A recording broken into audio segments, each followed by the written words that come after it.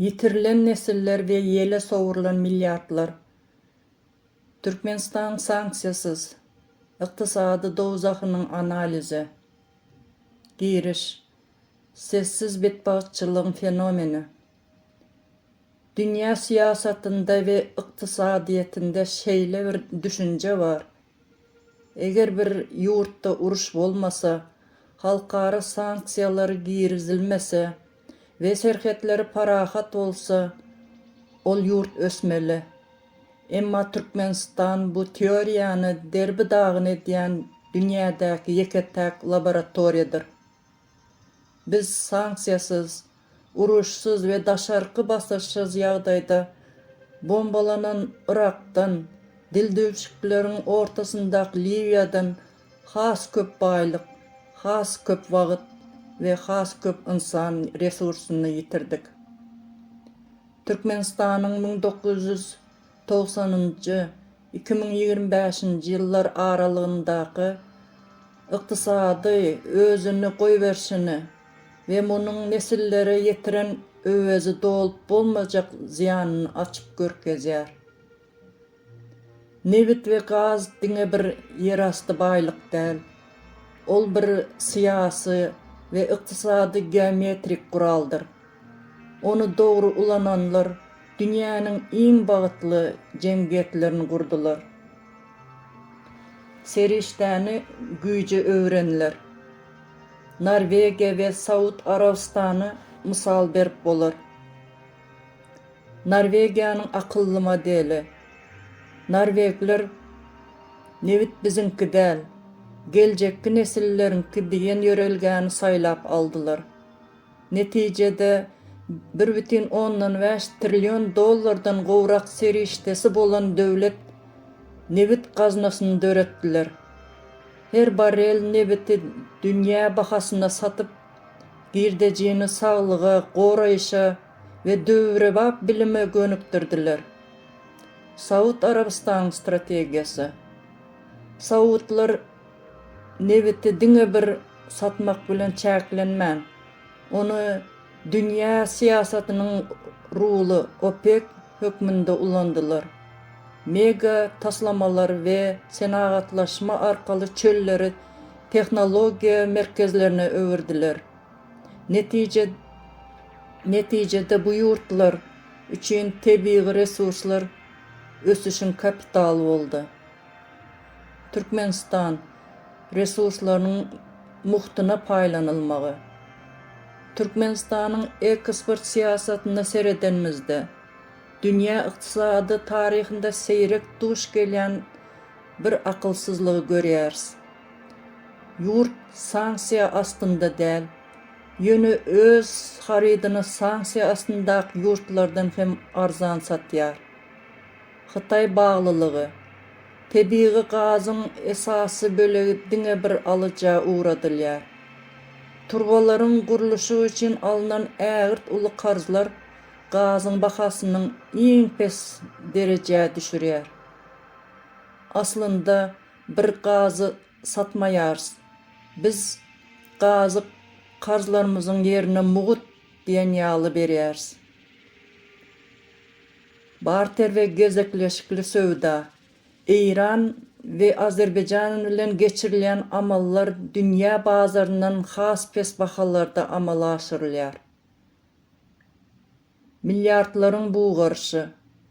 Pes bahadan satmak ve dolandyrışdaky kemçilikler sebäpli yurt her ýyl 12-13 milyard dollar gönük girdejisini yitirýär. Gümürtük ve korrupsiya ýollan kapital yetkiler bilen bu san 30-40 milyard dollara yetýär. Bu bütün bir ýurdyň ýyllyk içerki jemi önümine barabardyr. Ajy hakykat bolsa, Saddam ve Kaddafi Türkmenistan'dan has süýji satdy. Gelin iň agyrly deňeşdirmäge geçelim. Biz paragatçylyk ve bitaraplyk şygarlarynyň astynda ýaşasak da, uruş paragatçylygyndan has uly ykdysady helakçilige uçradyk. Irak'ın tejribesi. Saddam Hüseyin 1990-njy ýyllarda dol halkara gabawyndady. Emma şonda da Nevit üçin azyk programmasy arkaly Nevitini dünýä bahasynyň bary ýogy 5-10 göterim arzanlygyna satdy. Irak hiç gaçan Nevitini çykarış bahasynyň aşagynda satmady.